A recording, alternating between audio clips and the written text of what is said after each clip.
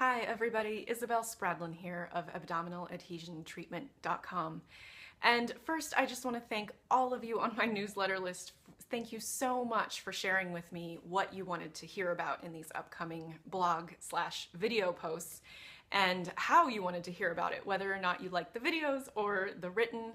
And as a result of all of your feedback, which has been so helpful, and I just cannot thank you enough, as a result of that feedback, we have plenty to talk about basically for the next year.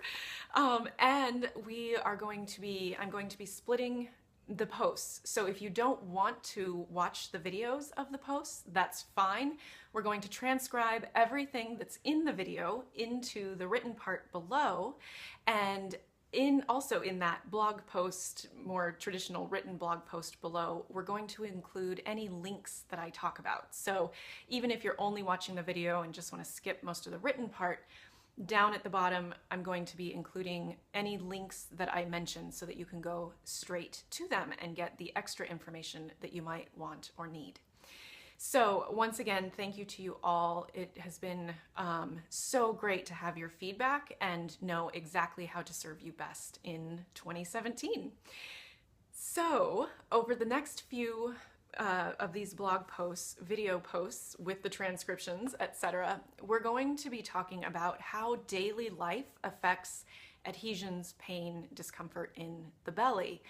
And I just want to be clear that I'm not going to be so specific that you won't also get information about all of the other things that you are interested in. This came up as number one. Almost 30% of you wanted to hear most about this. But the next two behind that, learning more about how to avoid surgery in the first place and what to do post-surgery, and learning more about bowel obstructions. All of those, all of this information is so intertwined. There's no finite dividing line between each of these subjects. And so even if this particular one, learning about how daily life affects the adhesions, pain, and dysfunction, wasn't your first choice, you're still going to get a lot of information that ties directly into the other topics that you really wanted me to be talking about. So we will get to all of it. These first ones, though, I'm just going with the majority of respondents, what they wanted to hear. So let's get to talking about it. Today I'm going to keep it short because there's so much introduction that I just wanted to do there. And I just want to be clear that there's a lot of daily life stuff that both helps relieve the symptoms of adhesions or helps to relieve adhesions themselves, helps with the distress, helps with any pain that you might be feeling. And there's also a lot in daily life that kind of works against us and maybe drives the pain deeper or sets us up for more long-term problems. So we're going to be looking at it from both of those angles. What in daily life really helps us feel better, and what might we be doing in our daily life that might be making us feel worse, or at the very least sort of keeping us stuck. So we want to look at all of that. And today I just want to say, this is something, if you've been on watching my blogs for a while, or if you've been on the newsletter list over the last several years, you've probably heard me talk about this before, and the link below about this is in fact an old blog post. But it's so important that I just think it can't be talked about enough, and that is that when we're in pain or discomfort, one of the first things to go is our breath.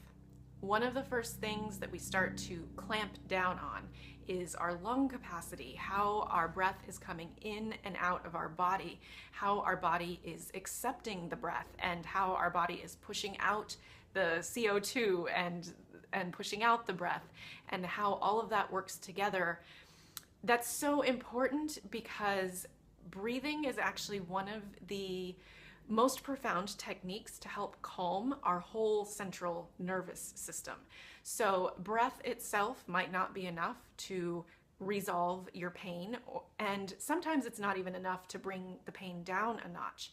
What it does, absolutely every time though, is allow the nervous system to function well enough that more healing becomes possible. So even if you don't notice an immediate decrease in pain as a result of breathing in a very specific way, or getting more breath into your body, or slowing down your breathing and really trying to be mindful of your breath. Even if that doesn't turn into immediate pain or discomfort reduction, it does give your nervous system what it needs to incorporate all of the other things that we can do in order to actually make an effect on those symptoms. So I hope that makes sense. If not, please, please, please leave a comment in the comments below and we'll troubleshoot anything that doesn't make sense. But hopefully you get a sense that the breathing is sort of central to how our bodies work. It's just as important as our blood flow. It's just as important as our lymph flow. It's just as important as the beating of our heart. You know, without the breath and without the beating of the heart, we die. And so we want to really keep an eye on how we're breathing. So there are links below to the older blog post that talks about a good way to get into your belly breathing or even your full torso breathing in order to help your nervous system and your whole body start to breathe better. So I hope you'll take a look at those and get all the information you can out of them. Let me know of any questions in the comments.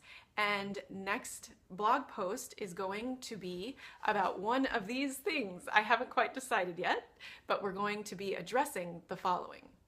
So over the course of this series of blog posts, we are going to be talking about, of course, how hands-on, and possibly in some ways that you don't know about yet because I haven't talked about them in any of the programs or on this blog, so it'll be new, how hands-on stuff in daily life can really make a difference in your pain, dysfunction, discomfort.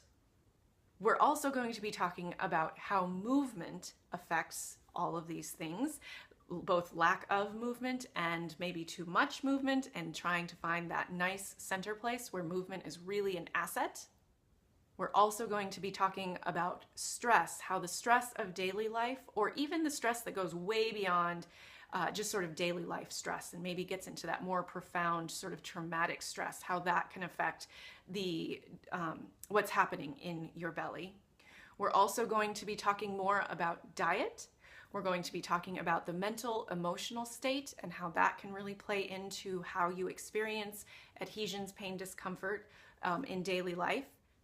We're going to be talking about your mindset and how, honestly, keeping an open mind can just pay dividends in how you go about your daily life and how that daily life affects what's going on in your belly. And then we're also going to be talking about clothing, which is again something I haven't talked about before, but it does come up a lot for my in-person clients and the people who I've worked with through the online programs that some of you may be a part of. So I really want to bring that out because different forms of clothing, how we use our clothing, can actually really help or hinder us as we're working with our abdominal distress. So as always, I can't wait to bring all of this information to you, and I look forward to seeing you in the coming blog posts. See you soon.